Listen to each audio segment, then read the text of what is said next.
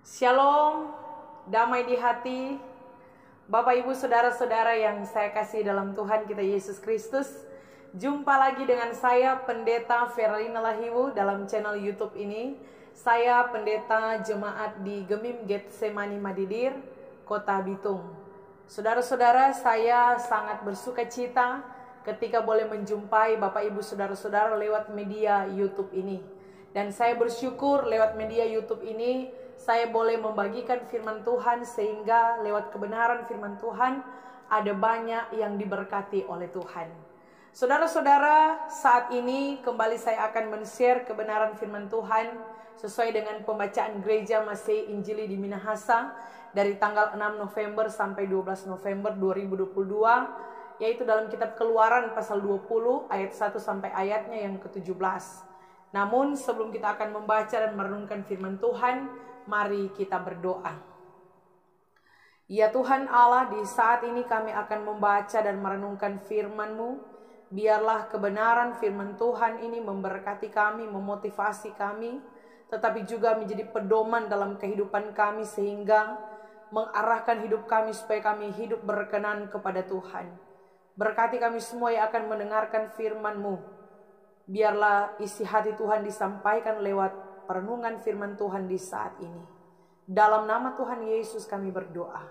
Amin. Baiklah saudara-saudara,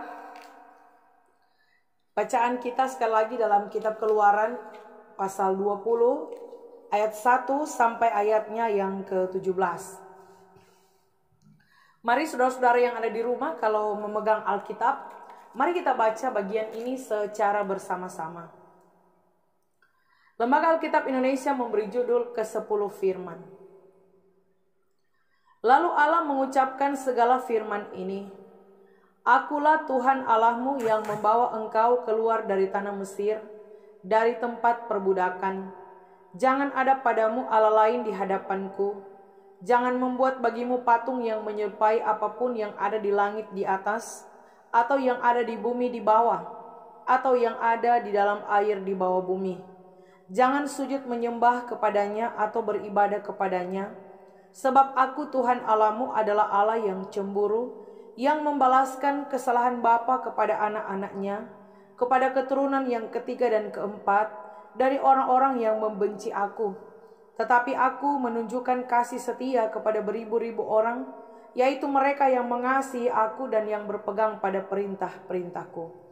Jangan menyebut nama Tuhan Allahmu dengan sembarangan, sebab Tuhan akan memandang bersalah orang yang menyebut namanya dengan sembarangan. Ingatlah dan kuduskanlah hari Sabat. 6 hari lamanya engkau akan bekerja dan melakukan segala pekerjaanmu. Tetapi hari ke-7 adalah hari Sabat Tuhan Allahmu.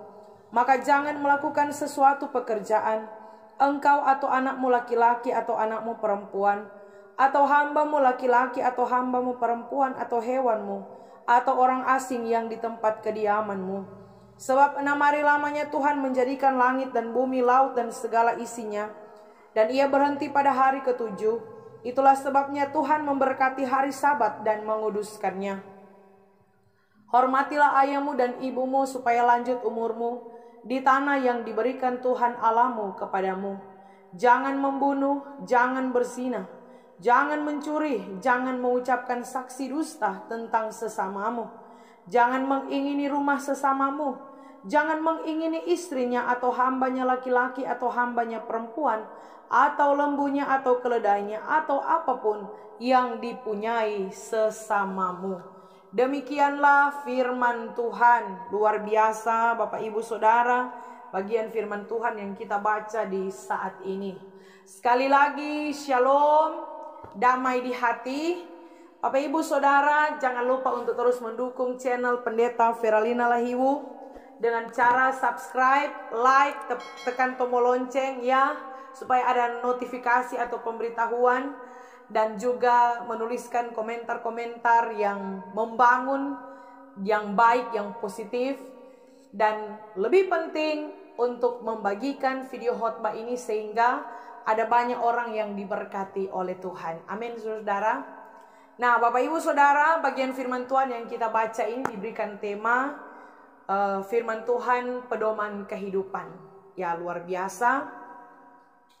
Kalau berbicara pedoman berarti suatu landasan kehidupan yang akan mengarahkan kita supaya tidak salah arah ya. Kalau sama dengan melakukan perjalanan ya ada kompas ya, alat untuk menunjukkan arah yang benar. Nah, pedoman dalam kehidupan kita adalah firman Tuhan. Bagian firman yang kita baca di saat ini dalam kitab Keluaran pasal 20 ayat 1 sampai ayat yang ke-17 adalah sebuah hukum dari Tuhan, hukum Taurat ya, ke-10 firman dari Tuhan yang diberikan kepada umat Israel ketika mereka keluar dari tanah Mesir. Belum beberapa lama ya, baru sekitar beberapa bulan. Dan Tuhan memberikan perintah ini, saudara, dikenal dengan 10 hukum Taurat. Nah, Taurat ini dalam bahasa Ibrani disebut Torah, yaitu firman. Makanya di sini diberikan judul ke-10 firman. Saudara yang diberkati dan dikasihi oleh Tuhan kita Yesus Kristus, pada zaman dahulu Taurat atau firman Tuhan ini sangat berharga, bahkan lebih berharga dari apapun. Paling berharga dibandingkan dengan apapun. Sehingga orang yang mengenal keseluruhan hukum Taurat atau firman ini dapat dipandang sebagai orang yang bijaksana, sebagai orang yang tahu adat, sebagai orang yang sanggup membawa diri dengan baik, dan juga sebagai orang yang dapat berjalan di jalan yang benar. Luar biasa ya saudara-saudara, betapa penting hukum Taurat ini, betapa penting firman ini di tengah-tengah kehidupan umat Israel pada masa itu. Tadi saya katakan bahwa 10 hukum Taurat ini atau ke-10 firman ini diberikan Tuhan lewat Musa kepada bangsa Israel ketika mereka telah keluar dari tanah Mesir, dari tempat perbudakan. Makanya di ayat yang kedua firman Tuhan katakan, "Akulah Tuhan Allahmu yang membawa engkau keluar dari tanah Mesir, dari tempat perbudakan." Jadi di sini Tuhan mau menjelaskan kepada umat bahwa Tuhanlah satu-satunya Allah yang membawa mereka keluar dari tanah Mesir. Bukan hanya keluar dari suatu negeri, tetapi keluar dari negeri yang membuat mereka menjadi budak. Keluar dari tempat sengsara, dari tempat penderitaan yang menjadikan mereka semua orang budak, saudara-saudara. Menjadi budak. Sehingga ini mau menandakan kepada mereka bahwa keluarnya bangsa Israel dari Mesir adalah suatu kebebasan bagi bangsa Israel dari tempat perbudakan. Karena jadi budak di Mesir tidak gampang, saudara. Mereka mengalami penderitaan yang luar biasa. Sehingga Tuhan membebaskan bangsa ini. Sehingga mereka tidak hanya keluar dari suatu negeri, tapi mereka keluar dari tempat yang membuat mereka menderita. Siapa yang membawa mereka keluar? Yaitu Tuhan Allah. Sehingga di sini mau menegaskan kepada umat Israel, jangan lupa, ngoni ada keluar dari Mesir, dari tanpa perbudakan itu karena Tuhan.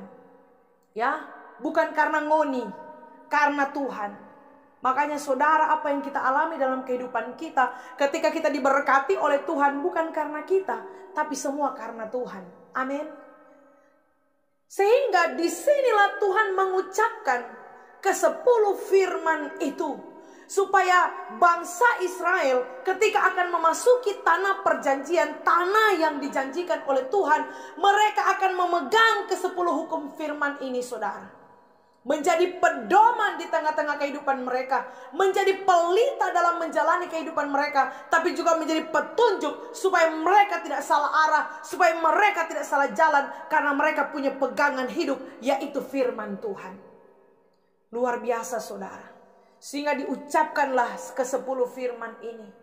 Ya, kalau mau tanya ini kira-kira orang hafal, saudara. Ya, mesti hafal saudara ya. Luar biasa. Dari 10 firman ini saudara, dikatakan jangan ada padamu Allah lain di hadapanku.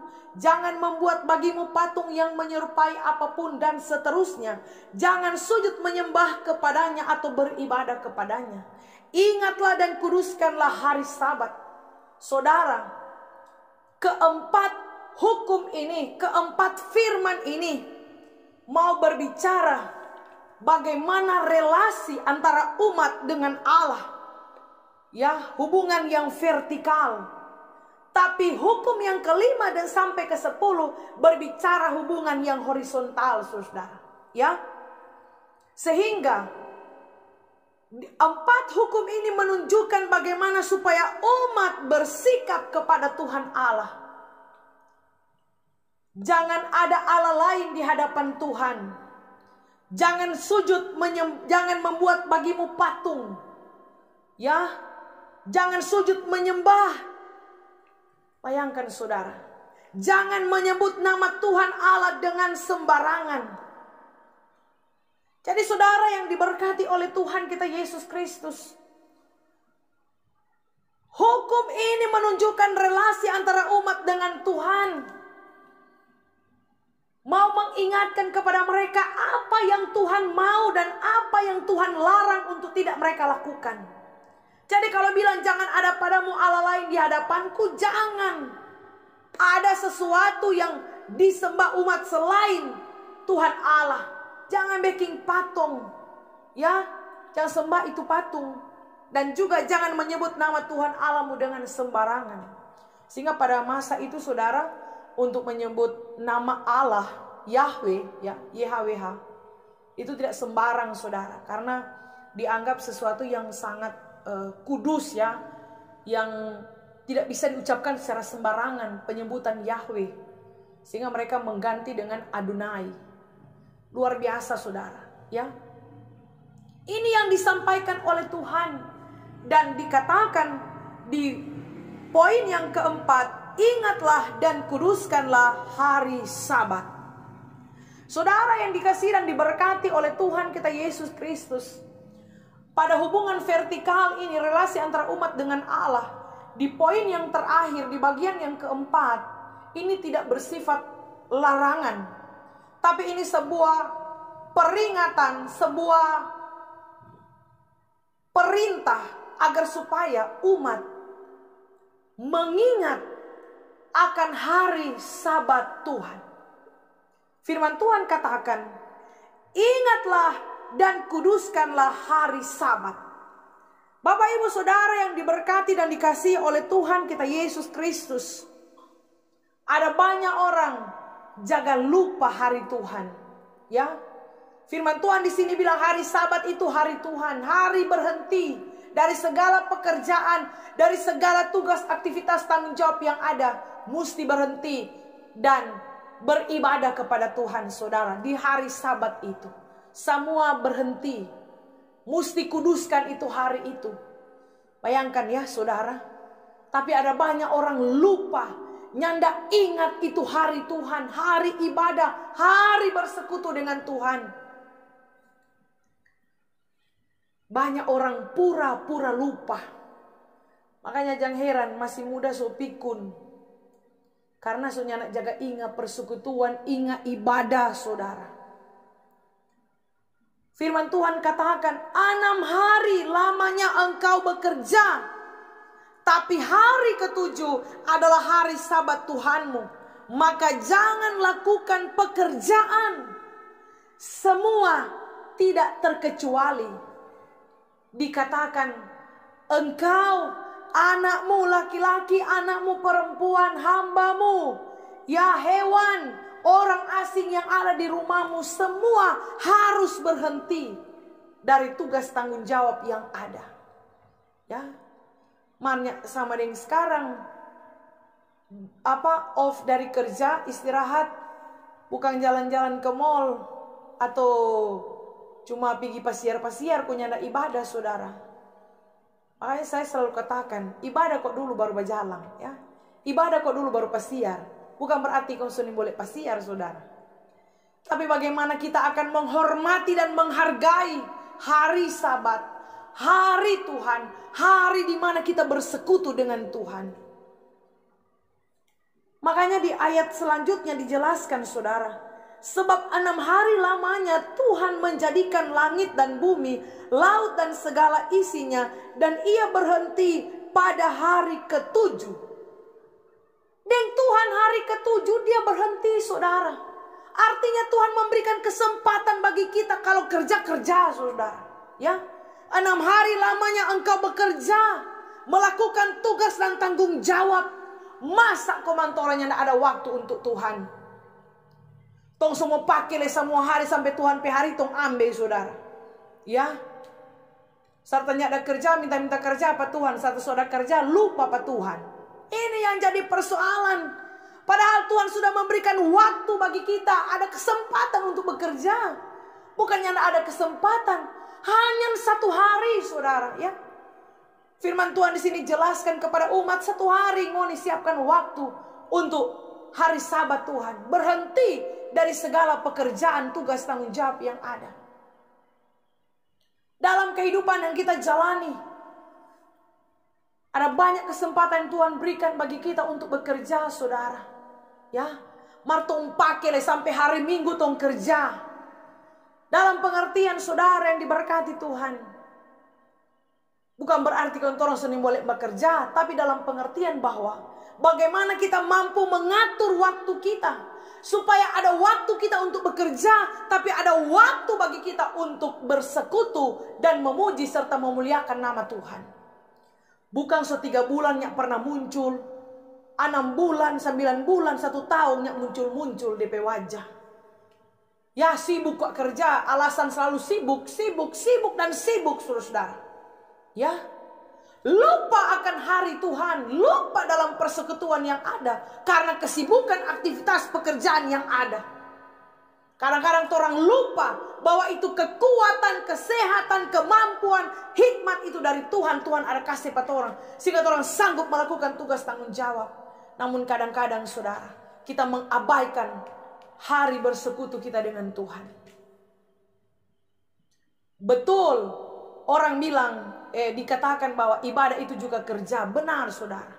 Kalau kita kerja dengan baik, kita kerja dengan benar, kerja juga adalah ibadah. Tapi itu bukan sebuah tameng bagi kita, dan kita tidak melakukan persekutuan dalam ibadah yang ada. Itu maksudnya, saudara. Ada saat dimana kita kerja itu ibadah, tapi ada saat dimana kita benar-benar khusyuk untuk beribadah kepada Tuhan. Sehingga dikatakan, sedang dengan Tuhan berhenti hari ke-7, saudara. Istirahat, menguduskan hari Sabat, bahwa itu hari Tuhan, hari perhentian bagi kita. Sehingga ingatlah tugas dan tanggung jawab kita, saudara. Ketika kita diberikan kesempatan untuk melakukan pekerjaan, ada hari di mana Tuhan berikan bagi kita untuk beribadah kepadanya. Bahkan firman Tuhan katakan begini,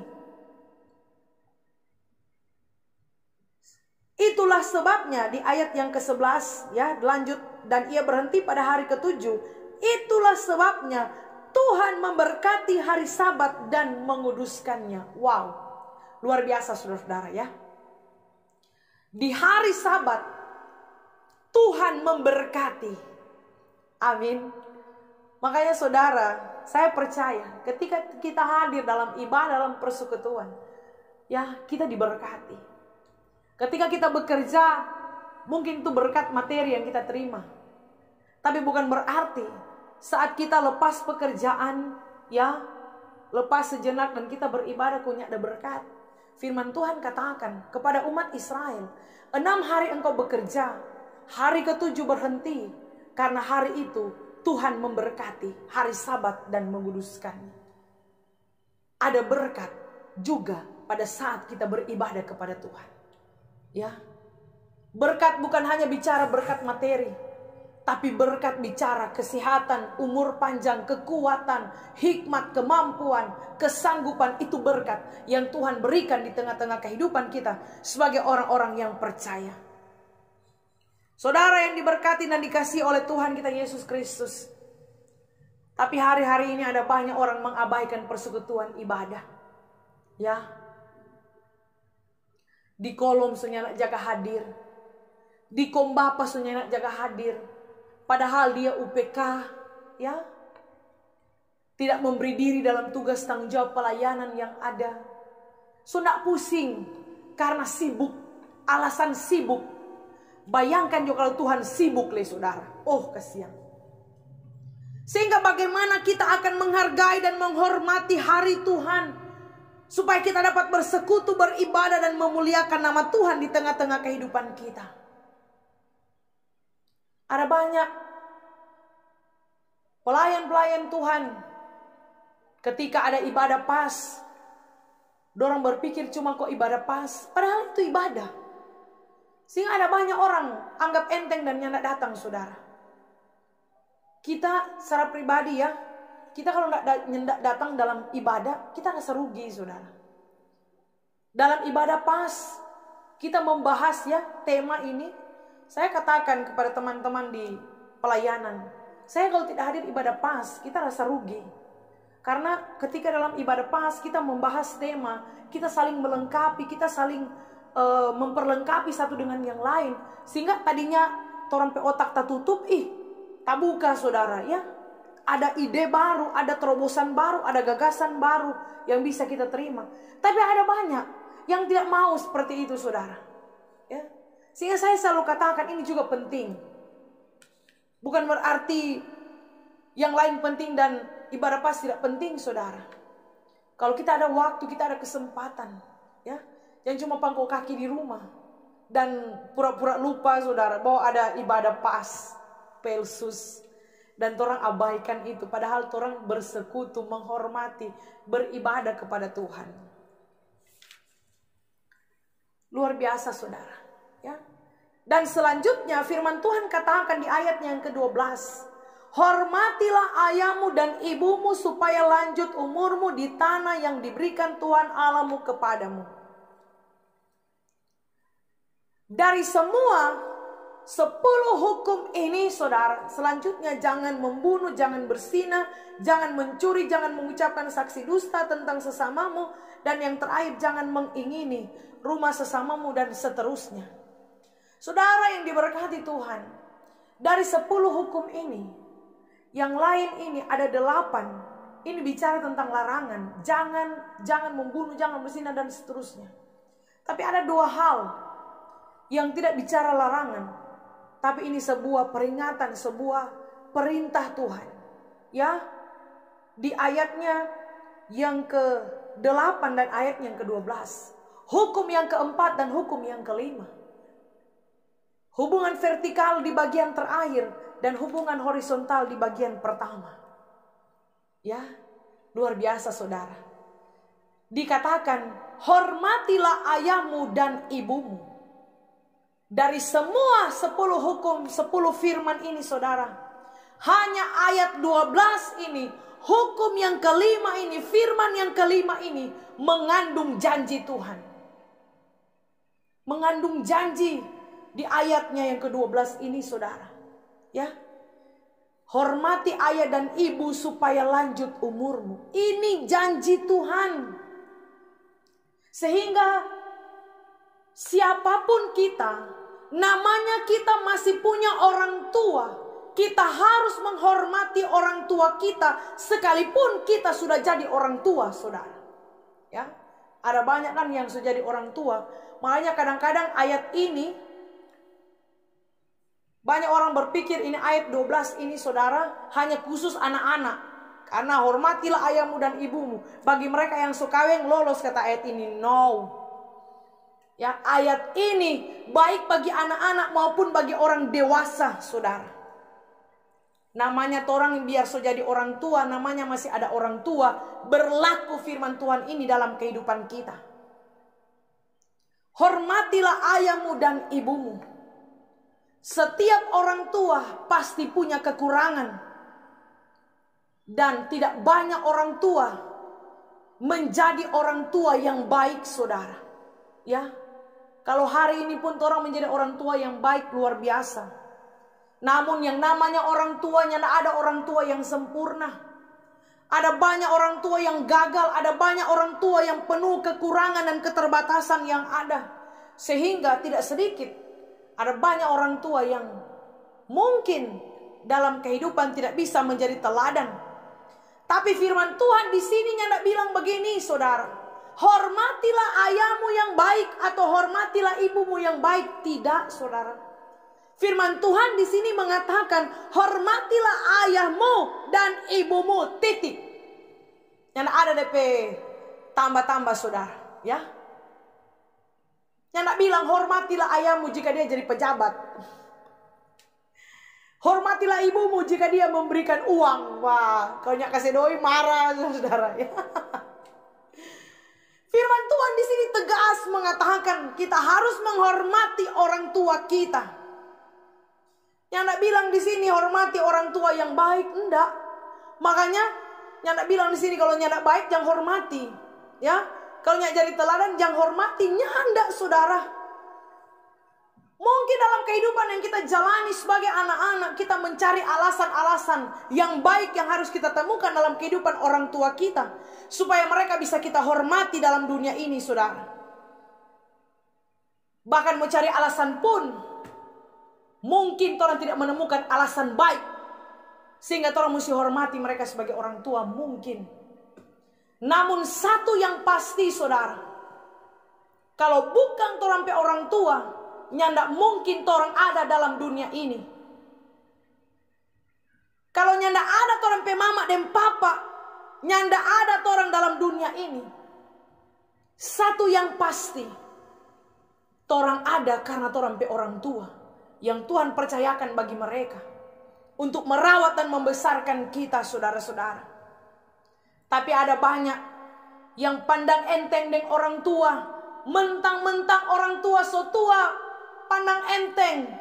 Setengah dia so hidup sukses, so berhasil, so dapat kerja bagus, pandang enteng orang tua. Kasihan tuh orang tua so bau kencing, anak mulia. Orang tua so setengah mati, mungkin makan kasihan, so leper, so jatuh karena so tua. Kadang tuh orang marah, tuh orang veto, saudara, ya. Tuh orang tidak berpikir tuh orang bisa sebesar ini karena orang tua kita. Kadang tuh orang tidak menghargai orang tua dalam kehidupan yang kita jalani. Tapi firman Tuhan bilang, hormatilah ayahmu dan ibumu. Ada ya statement yang bilang begini, menghormati bagaimana kalau kita pe papanya nak jadi teladan pak kita? Menghormati bagaimana kalau kita pe mamanya nak baik, ndak bagus kelakuannya? Saudara yang diberkati Tuhan, saya mau katakan saat ini, sejahat-jahatnya orang tua kita, sejelek-jeleknya orang tua kita, mereka adalah orang tua kita. Dan sebagai anak kita harus hormat kepada orang tua. Amin. Sekalipun orang tua kita mungkin pernah melakukan kesalahan, mungkin pernah melakukan kekecewaan, yang namanya orang tua, orang sebagai anak mesti hormat. Karena ini perintah yang Tuhan berikan dan masih relevan sampai hari ini, saudara. Ya. Tadi saya katakan ada banyak anak yang lihat orang tua. So dihuk kasihan dong, so kasih biar. Nanti so mati kamari baru menangis marehe. Waktu mama dan papa ada sakitnya pernah lihat, saudara. Ya. Nanti serta so dipeti baru MC panggil, silakan memberikan tanda kasih anak pertama. Tanda kasih apa su terlambat, saudara? So mati. Mau tanda kasih bagaimana lagi? Tanda kasih itu diberikan waktu masih hidup, bukan so mati. Nyandak guna tuh tanda kasih bunga-bunga itu udah kasih, maaf saudara ya. Tanda kasih itu dikasih waktu masih hidup. Waktu masih hidup kasih baju, saudara, beli baju, beli sepatu. Jangan nanti so mati baru beli kabaya bagus-bagus, beli jas bagus-bagus. Kasih yang masih hidup pakai baju tarabe tuh orang tuanya, tonya pusing, nyak peduli. Ya. Nanti dia peti baru taruh tuh sepatu. Gagal baru beli lagi dari mall sana, saudara. Taruh di peti kasih tabu balele. Tahu siapa mau pakai tuh sepatu itu. Maaf, saudara.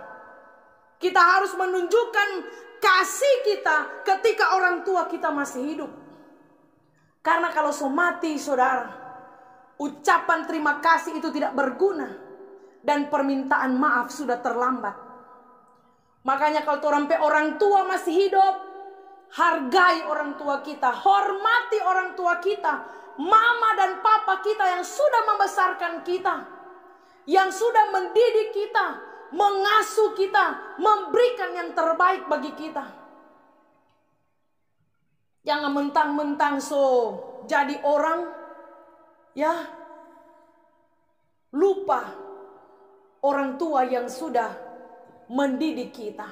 Tapi bersyukur kalau ada banyak anak-anak yang nyandak lupa orang tua. Jaga lia DP mama dan papa, ya. Biar cuma datang lia say hello mak, dah bye-bye, dah sehat-sehat, datang lia.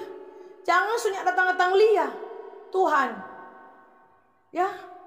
Ini firman Tuhan katakan kepada kita, saudara. Hormat.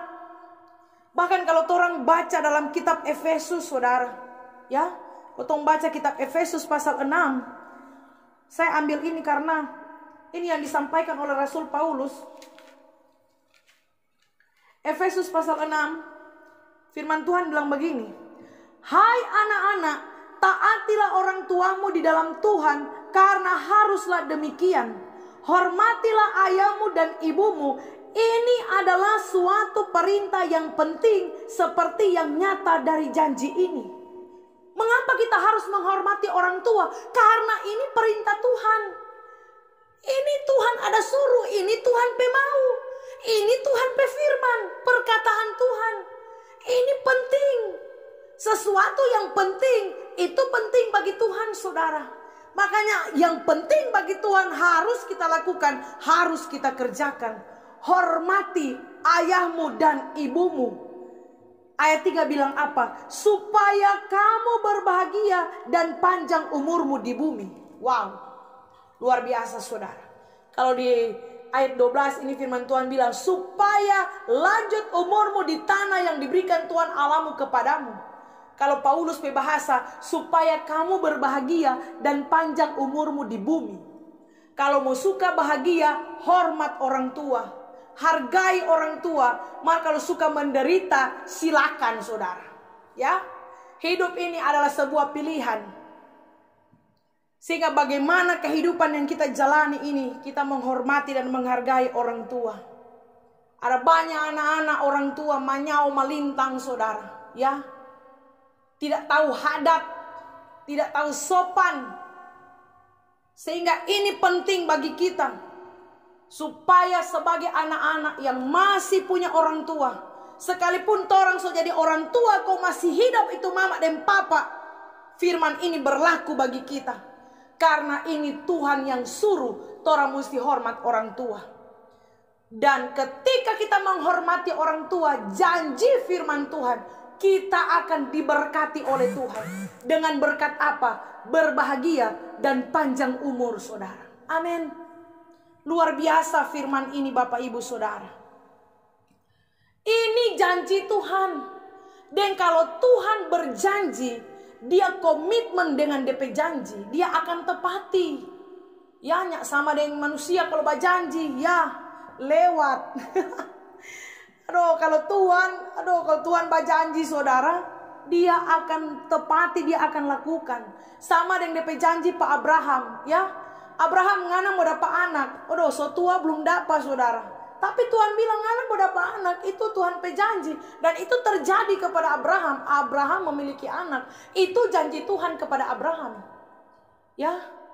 Sehingga kalau orang percaya firman ini, saudara, orang harus percaya firman. Hidupi firman, supaya janji Tuhan itu terjadi di tengah-tengah kehidupan kita. Ingat, kalau Tuhan berjanji pasti dia tepati. Amin, saudara-saudara.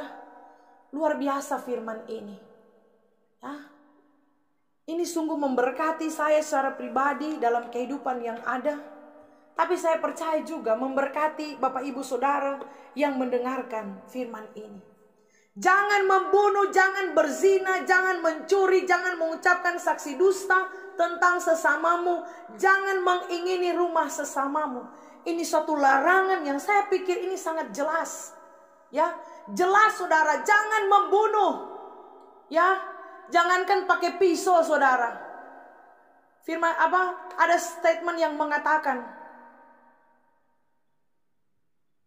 fitnah lebih kejam daripada pembunuhan. Kadang-kadang banyak orang bafitnah saudara. Ya, bafitnah orang, bahina orang. Bahaya itu saudara. Kita harus menjaga relasi kita dengan sesama. Harus ada kasih antara kita dengan sesama. Makanya firman Tuhan bilang, Yesus katakan, aku datang bukan untuk merombak hukum Taurat, tapi menggenapi. Makanya ada 2 hukum kasih yang diterapkan, ya, yang padahal ini juga berdasarkan dari 10 hukum Tuhan ini saudara. Yang pertama, kasihilah Tuhan Allahmu dengan segenap hatimu, dan seterusnya. Itu poin hukum 1-4. Dan yang kedua, hukum yang kedua, kasihilah sesama manusia seperti dirimu sendiri. Ini dia saudara, ya. Makanya saudara yang diberkati Tuhan, anak-anak yang terdidik dalam kehidupan keluarga, yang menghormati orang tua, yang hidup sebagai anak-anak yang dididik, dibina, diajar secara luar biasa, maka ke bawah ini tidak akan terjadi dalam kehidupan yang ada. Makanya komunitas dalam kehidupan keluarga itu begitu penting. Menjadi keluarga Kristen yang kuat dalam hal iman begitu penting. Dalam hal pengajaran begitu penting saudara. Saat anak-anak hidup dalam menghormati orang tua, yang ke bawah ini tidak akan terjadi. Ya, karena tahu karena dididik dalam keluarga, komunitas keluarga Kristen yang kuat iman, hidup bersekutu dengan Tuhan, hidup luar biasa. Ya, tidak akan terjadi ini. Jangan membunuh, saling memfitnah satu dengan yang lain. Jangan berzina. Ya, so bilang jangan baking. Ini persoalan saudara. Padahal jelas sekali firman Tuhan bilang, ya, jangan ini kau di perjanjian lama kau pikirnya relevan dengan orang sekarang. So bilang jangan berzina. Ada lah itu baking saudara. So tahu diri, ya. Kalaupun Tom pernah baking, bertobat saudara, hidup benar, hidup baik. Karena Tuhan tidak pernah lihat Tom masa lalu. Amin. Ya, jangan pernah lakukan kejahatan, baking ulang saudara. Tidak pernah bertobat. Seharusnya kita hidup dalam pertobatan. Karena ini firman Tuhan bilang jangan. Kalau bilang jangan. Bukan orang baking. Ya, jangan mencuri. Sekarang terlalu banyak doger-doger anjing. Pencuri anjing, soalnya ada hamba, kurang cari-cari orang pe anjing dong potas saudara. Aduh, kasihan Padahal firman Tuhan bilang jangan. Baking ini sebuah larangan. Ini pun berlaku dalam kehidupan kita dalam kehidupan yang kita jalani. Jangan mengucapkan saksi dusta tentang sesamamu. Banyak itu putar balik saudara. Ya, orang harus hidup benar, berkata benar, jujur dalam semua sikap dan tingkah laku kita. Bahkan terakhir katakan, jangan mengingini rumah sesamamu. Jangan mengingini istrinya, hambanya, ya lembunya, keledainya, atau apapun yang dipunyai sesamamu. Jangan ingin kalau bukan Tom punya saudara. Ya, jangan. Ini firman Tuhan ada bilang, jangan ingin kalau itu bukan NTP mai tua, jangan ingin. Kalau itu bukan NTP mai tua, jangan ingin. Amin. Ya, kalau itu bukan NTP gelang atau biar di meja, jangan ambil, jangan ingin. Makanya kalau pohon di Birman, ya, DP pohon nangka ada buah, cukup melihat, jangan ingin. Lihat jodoh sama buah dan pohon nangka. Karena kalau so ingin sudah so mau pancuri itu saudara. Makanya dia bilang jangan mengingini sesuatu yang bukan milik kita, jangan orang ingini. Amin saudara. Semoga firman ini memberkati kita semua, menggugah hati kita. Orang bukan manusia yang sempurna, tapi lewat firman ini biar kita disempurnakan untuk semakin hari, semakin melakukan apa yang menjadi kehendak Tuhan. Makanya kalau orang hidup melakukan firman Tuhan, orang tidak akan salah dalam mengambil keputusan salah dalam menjalani kehidupan ini. Karena firman Tuhan adalah pedoman di tengah-tengah kehidupan kita. Firman Tuhan menjadi landasan untuk kita berpijak, sebagai petunjuk, sebagai pedoman, sebagai pelita, supaya orang menjalani hidup ini sesuai dengan kehendak Tuhan. Amin. Mari berdoa. Terima kasih untuk firman-Mu Tuhan. Biarlah firman ini memberkati kami semua.